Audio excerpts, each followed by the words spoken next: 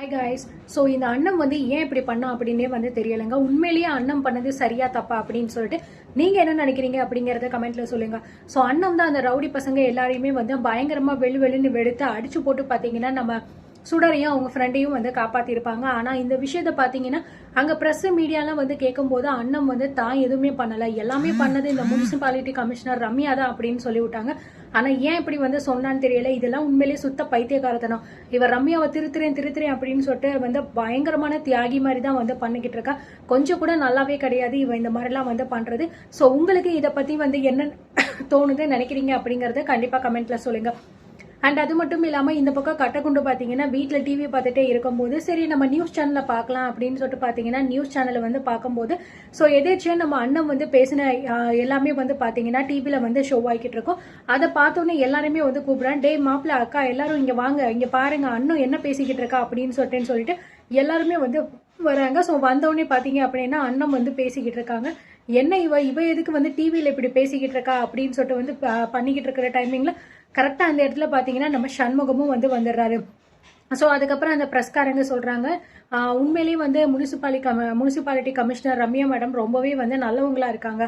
So கஷ்டப்பட்டு பாத்தீங்கன்னா இந்த மாதிரி ரவுடிகளை அடிச்சு புடிச்சு கொடுத்துருக்காங்க. உண்மையிலேயே அவங்க ரொம்ப நேர்மையானவங்க, பாராட்டணும் அப்படி இப்படின்னு சொல்லிக்கிட்டு இருக்கிறத கேட்டு நம்ம சரவணனுக்கு பாத்தீங்க அப்படின்னா மா பாத்தியாமா மேடம் எவ்வளவு பெரிய விஷயத்த பண்ணிருக்காங்க அப்படின்னு சொல்லிட்டு உண்மையிலேயே அவங்களுக்கு எல்லாம் அதிகமா பாராட்ட கொடுக்கணும்.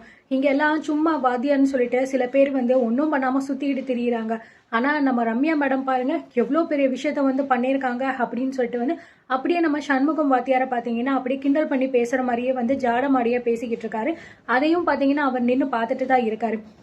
இந்த பக்கம் செண்பகம் பாத்தீங்கன்னா பத்தாததுக்கு ஆமாடா சரவணா, நம்ம தங்கம் என்ன சும்மாவா, அவ இந்த ஊருக்கே அவ ஒரு முனிசிபாலிட்டி கமிஷனர். அப்படி இருக்கும்போது நம்ம சுடரை காப்பாத்திருக்கானா எவ்வளோ பெரிய விஷயம். என் தங்கம் இன்னும் அதிகமா வளர்ந்துகிட்டே போகணும். அது மட்டும் இல்லாம இந்த உலகம் ஃபுல்லா என் தங்கத்தை பத்தி தாண்டா பேசுது இப்போ அப்படின்னு சொல்லிட்டு பாத்தீங்கன்னா அதுவும் பயங்கரமா பேசிக்கிட்டு இருக்க. அது மட்டும் கிடையாது, இந்த வீட்டுல உள்ளவங்க பெரிய மனுஷங்க மருமக இப்படி ஒரு வேலையை பார்த்திருக்காளே, எவ்வளவு கௌரவத்தை தேடி கொடுத்திருக்கா அப்படின்னு சொல்லிட்டு கொஞ்சம் கூட மனசாட்சிங்கிறது இருந்துச்சுன்னா ஒரு வார்த்தையாவது அவளை பாராட்டுவாங்க. ஆனா இங்க அதெல்லாம் எதுவுமே இல்லை அப்படின்னு சொல்ல உடனே இந்த பக்கம் பாத்தீங்கன்னா நம்ம சண்முகம் எங்க ரெண்டு பேரும் கொஞ்சமாவது அறிவோட இருக்கீங்களா இல்லையா, அவ காப்பாத்திட்டா அப்படின்னு சொல்றீங்களே, நம்ம பொண்ணு பாதிக்கப்பட்டிருக்காளே, அவளுக்கு என்ன ஆயிச்சோ ஏதாயிச்சோ அப்படின்னு சொல்லிட்டு நான் பதட்டத்துல யோசிச்சுக்கிட்டு இருந்தேன். நீங்க என்னடான்னா மேடம் மேடம் சொல்லிட்டு தலையில தூக்கி வச்சு இப்ப கூட ஆடிக்கிட்டு இருக்கீங்க. பெத்த பொண்ணுக்கு என்ன ஆச்சு அப்படின்னு சொல்லிட்டு கொஞ்சமாவது உன்னால யோசிக்க முடியுதா, வாயை மூடிட்டு ஒழுங்கா இருந்துரு அப்படின்னு சொல்லிட்டு பாத்தீங்கன்னா இங்க இவங்க ரெண்டு பேரையும் நம்ம சண்முகம் இது பண்ணிக்கிட்டு இருக்காரு. சோ அதுக்கப்புறம் பாத்தீங்க அப்படின்னா உடனே நம்ம அண்ணத்துக்கு பாத்தீங்கன்னா சண்முகம் கால் பண்றாரு. கால் பண்ணிட்டு அண்ணோ என்ன ஆச்சு அண்ணோ, என்னமோ சுடரை பத்தி என்னென்னமோ இங்க நியூஸ்ல சொல்லிக்கிட்டு இருக்காங்க, எதுவும் பிரச்சனையா, நான் உடனே கிளம்பி வரவா அப்படிங்கிற மாதிரி கேக்குறாங்க. மாமா அதெல்லாம் ஒன்றும் கிடையாது மாமா, சுடர் என் கூட தான் இப்ப இருக்கா, அவ பத்திரமா இதாக இருக்கா, நான் இப்ப வீட்டுக்கு தான் வந்துகிட்டு இருக்கேன் அவளை கூப்பிட்டுட்டு, நீங்க தைரியமா இருங்க, இன்னும் கொஞ்ச நேரத்துல வீட்டுக்கு வந்துருவோம் அப்படிங்கிற மாதிரி சொல்றாங்க.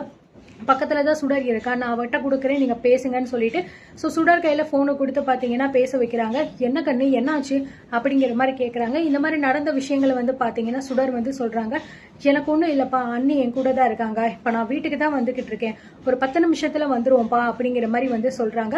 சோ அதுக்கப்புறம் பாத்தீங்கன்னா போனை வச்ச உடனே நம்ம சுடர் சொல்றா, அண்ணி எதுக்காக நீங்க இப்படி பண்ணீங்க, நீங்க பண்ணது எனக்கு கொஞ்சம் கூட பிடிக்கல அண்ணி, எதுக்கு தேவையில்லாம நீங்க இதுல அவங்கள போட்டு நுழைச்சுக்கிட்டு அவங்க தான் எல்லாமே பண்ணாங்க அப்படி இப்படின்னு சொல்றீங்க, எனக்கு இதெல்லாம் பிடிக்கல அண்ணி அப்படிங்கிற மாதிரி சொல்ல சுடர், இங்க பாரு நான் என்ன செஞ்சாலும் அதுல ஏதாவது ஒரு விஷயம் இருக்குன்னு உனக்கு நல்லாவே தெரியும்.